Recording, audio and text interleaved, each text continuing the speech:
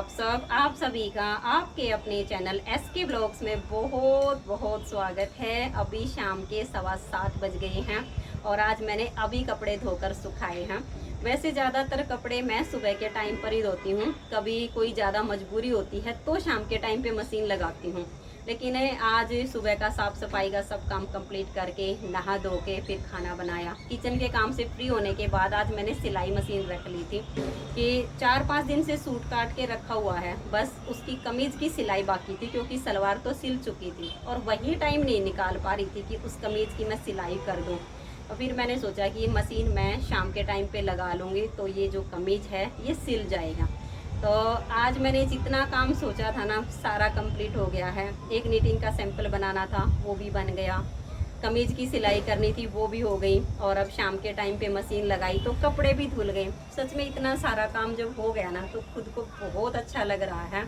और 4 मेरे नए सूट सिल के तैयार हो गए हैं तो ये चारों भी मैंने धो दिए हैं। कल इन पर मैं प्रेस कर दूँगी। अभी अंधेरा तो नहीं हुआ है लेकिन सूर्यास्त हो चुका है। तो चलिए अभी अंदर चलते हैं।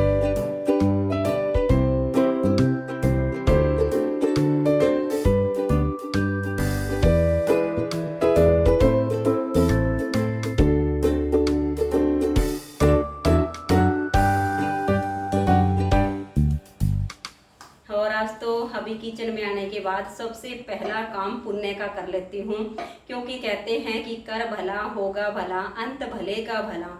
तो 2 भाई हैं, एक चंडीगढ़ से है और एक गुजरात से है। काफ़ी दिनों से इनके कमेंट्स आ रहे हैं, व्हाट्सएप पे भी इनके मैसेज आ रहे हैं क्योंकि उनको नंबर दिया था विशाल के पापा जी का मैंने कि आप हमारे लिए दवाई भेज दो, हमें ये पौधा नहीं मिल रहा है, हम काफ़ी परेशान हैं। तो आज विशाल के पापा जी खरेटी के पत्ते सुबह तोड़ कर लाए थे। तो सुबह के टाइम पे ही उन्होंने इसको धो के और कुंडी में कूट लिया था, क्योंकि अगर ऐसे इसको मिक्सी के जार में डाल देते हैं ना तो फिर ज़्यादा मेहनत लगती है ये पत्ते पीसने में। लेकिन इनको जो है कुंडी में कूट लिया था। लगभग आधे से ज़्यादा मेहनत तो कुंडी में हो गई है। अब जो बाकी का ये मोटा मोटा सा बच गया तो गोलियाँ तो इतने मोटे की बनेंगी नहीं। अब इसमें थोड़ा सा काला नमक मिला के और मिक्सी में पीस लेती हूँ। तो सुबह फिर इसको पैक करके और कोरियर करवा दूंगी। उनका एड्रेस वगैरह आया हुआ है।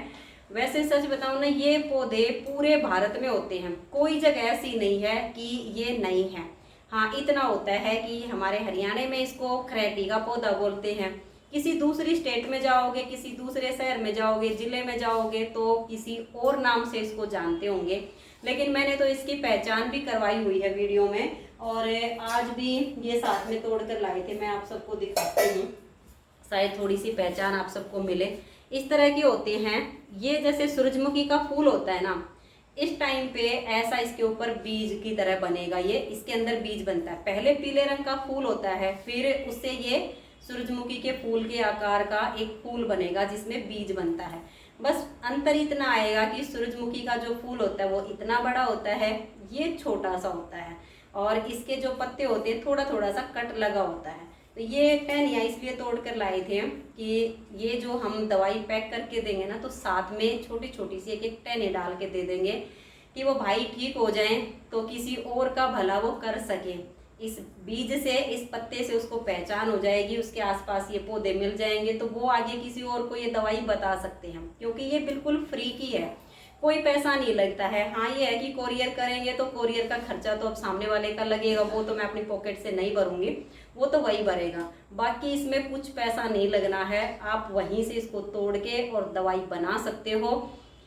और उस वीडियो पर भी कई भाइयों के कमेंट्स आए हुए हैं कि मैं इससे बिल्कुल ठीक हो गया हूँ, और एक आधा तो बकवास करने वाला भी आता है। आप समझते हो कि बकवास करने वाला 100 में से 1-2 जरूर होता है, ये कहने वाला कि भला इस दवाई से कौन ठीक हुआ है। हमारे पास इसके बहुत सारे प्रमाण हैं जो ठीक हुए हैं, लेकिन गारंटी इस बात की होनी चाहिए कि उसको बवासीर होनी चाहिए, क्योंकि बवासीर, फीसर और भगंदर ये तीनों बीमारियां मिलती जुलती होती हैं, लेकिन मरीज इस बात का फैसला नहीं कर पाता है कि तुम्हें प्रॉब्लम क्या है।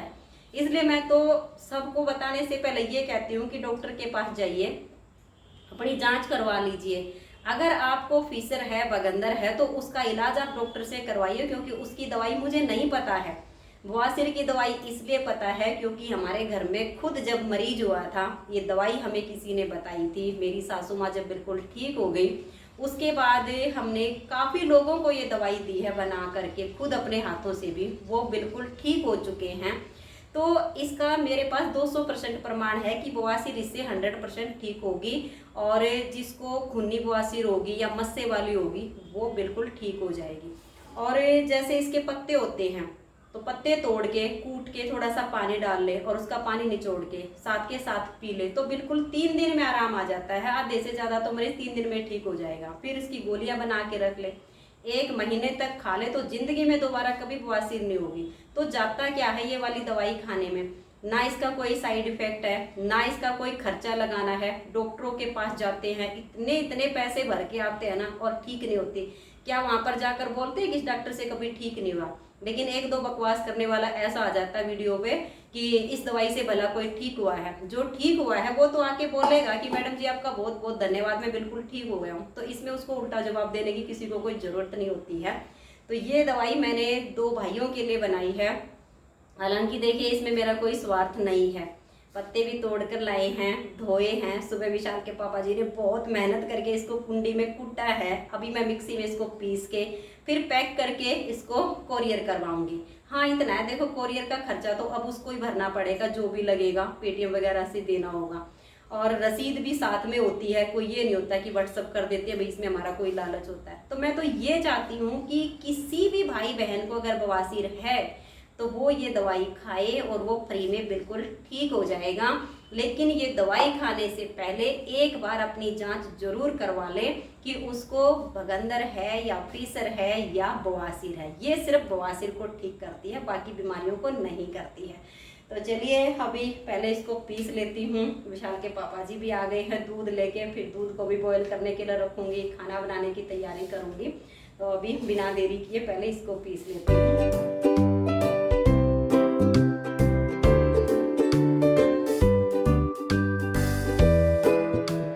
और अभी ये भी आ गए थे दूध लेकर, तो बोलने लगे कि तुम दूध को छान के और बॉईल करने के लिए रख दो, तब तक मैं इसे पीस देता हूँ, नहीं तो इसमें काफ़ी सारा टाइम लगेगा। रोटी भी बनाओगी और तो लेट हो जाओगी, इसलिए तुम्हारे जो किचन के एक आध काम है उनको कंप्लीट कर लो, तब तक मैं इसको पीस दूँगा। तो ये अभी इस दवाई को पीसने लग गए, क्योंकि इसमें काफ़ी टाइम लगता है, इतनी आसानी से ये नहीं पिसती हैं।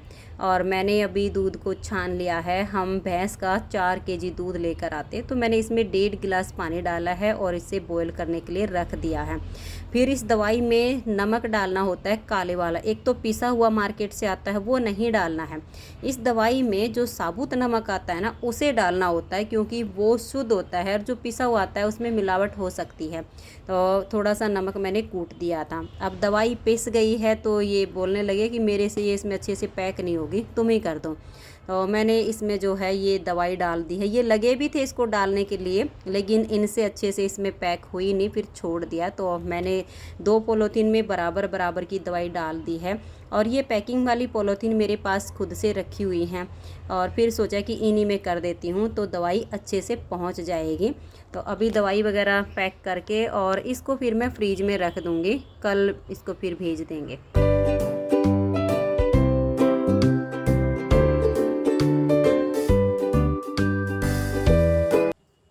फ्रेंड्स ये देखिए दवाई बनके हो गई है तैयार, और दवाई बनी है तब तक हमारा दूध भी बॉयल हो चुका है। तो अभी तो इसे ले जाकर और अंदर एसी वाले रूम में रखूंगी ताकि ये ठंडा हो जाए, क्योंकि 8 बज चुके हैं। गर्मी में इतनी आसानी से दूध ठंडा होता नहीं है। और इन दोनों पैकेट को अभी मैं फ्रीज में रख दूंगी, कल 10 बजे जब दुकानें खुलेंगी तो इनको कोरियर करवा दूंगी। और देखिए बवासीर होगी तो इतनी सी दवाई से ही मरीज बिल्कुल ठीक हो जाएगा, क्योंकि इसमें लगभग 40-45 गोलियां आराम से बन जाएंगी। गोली जो चने का दाना होता है ना, सिर्फ इतनी बनानी होती है, उससे थोड़ी सी मोटी हो जाए, इससे ज़्यादा नहीं। तो 2 गोली सुबह 2 गोली शाम को खानी होती हैं, तो इन्हीं दवाइयों में वो ठीक हो जाएगा, इससे ज़्यादा खाने की भी जरूरत नहीं पड़ेगी। लेकिन शर्त ये है कि उसको बवासीर होनी चाहिए। अगर भगंदर या फिसर जैसी उसको बीमारी हो गई है, क्योंकि कहते हैं भगंदर, फिसर और बवासीर ये मिलती जुलती सी बीमारी होती हैं, और मरीज शर्म करता है डॉक्टर के पास जाने में भी, किसी को बताने में भी कि मुझे ये प्रॉब्लम हो गई है। लेकिन मैं तो यही कहूँगी कि बीमारी की कोई शर्म नहीं होती है, डॉक्टर के पास जाना चाहिए, अपनी जांच करवानी चाहिए। अगर बगंदर या फीसर है तो डॉक्टर से इलाज करवाना चाहिए, क्योंकि उसका इलाज वहीं पर है। लेकिन अगर बवासीर है ना, तो उसके लिए पैसे खर्च करने की बिल्कुल भी ज़रूरत नहीं है। उसके लिए तो ये देसी जड़ी बूटी ही काफ़ी है, जो कि आपको हर जगह मिल जाएगी। अब यहाँ शहर में रहते हैं तो यहाँ भी जो खाली प्लाट पड़े हैं ना, उनमें ये मिल जाती है आसानी से, तो वहाँ पर मिल जाती है, कोई दिक्कत नहीं होती है। लेकिन आप समझ सकते हो, मान लिया किसी को बुखार हो और वो दवाई खाए पेट के दर्द की, तो आप बताइए वो कैसे ठीक होगा। तो वही यहाँ पर लागू होता है। अगर बवासीर होगी तो इस दवाई से ठीक हो जाएगा, लेकिन बवासीर नहीं होगी तो फिर चाहे ये जितनी मर्जी दवाई खा लो, साइड इफेक्ट तो शरीर में कुछ होना नहीं है, लेकिन फ़ायदा भी नहीं मिलेगा। फ़ायदा तभी मिलेगा जब बवासीर होगी। तो ये 2 पैकेट हो गए हैं तैयार, दूध बॉयल हो गया है। और अब शाम के टाइम पे आज सब्जी नहीं बनाऊंगी।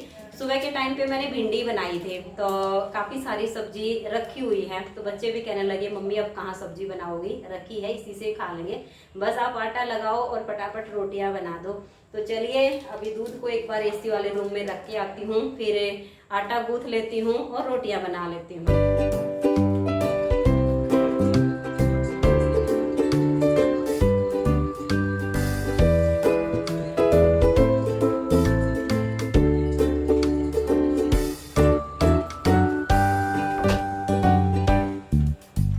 तो लो जी, सब्जी तो बनानी नहीं थी और रोटी बनाने में ज़्यादा टाइम लगता नहीं है, तो आटा लगा के और फटाफट मैंने रोटी बनानी शुरू कर दी हैं। अभी विशाल आ गया है, अपनी थाली लगाएगा। सब्जी रखी है, कुछ मिर्च वाली है कुछ बिना मिर्च वाली है, वही मैंने इसको बताया था कि जो अच्छी लगे वो ले लेना। तो अभी विशाल अपनी थाली लगाएगा, फिर विशाल के पापा जी आएंगे। वैसे पहली थाली सासू माँ की लगती है, लेकिन आज विशाल काफ़ी टाइम से बोल रहा था कि मम्मी आज मुझे बहुत ज़ोर की भूख लगी हुई है, इसलिए पहली रोटी बने तो मुझे देना, मुझसे खड़ा नहीं हुआ जा रहा है, तो इसी वजह से पहले ये आया है। तो अभी कह रहा है कि मम्मी भिंडी की सब्ज़ी के साथ मुझे आम का अचार चाहिए, और आम का अचार भी हमारा ख़त्म होने वाला है, बस अभी बनाऊंगी, जुलाई के लास्ट वीक में ही बनाती हूँ और फिर देखूंगी बनाऊंगी। अभी विशाल के पापा जी आ गए हैं और ये अपनी थाली लगाएंगे, सासू माँ की लगाएंगे, और फिर बाद में अनुज का नंबर आएगा। और अनुज का ये होता है, कभी कभी तो वो आलस कर जाता है, तो उसकी थाली लगा के मैं उसको वहीं पे दे आती हूँ। तो ये सासू माँ के लिए यहाँ पर घी शक्कर तैयार कर रही हैं, क्योंकि हमारी सासू माँ को घी शक्कर खाना बहुत पसंद है। तो फ्रेंड्स, आप सब भी आ जाइए और हमारे साथ शाम का खाना खा लीजिए। आज की इस वीडियो का मैं यहीं पर एंड करती हूँ, मिलते हैं एक अच्छी सी वीडियो के साथ। तब तक के लिए आप सभी को मेरा प्यार भरा नमस्कार। राधा स्वामी, राधे राधे, जय श्री राधे, बाय बाय।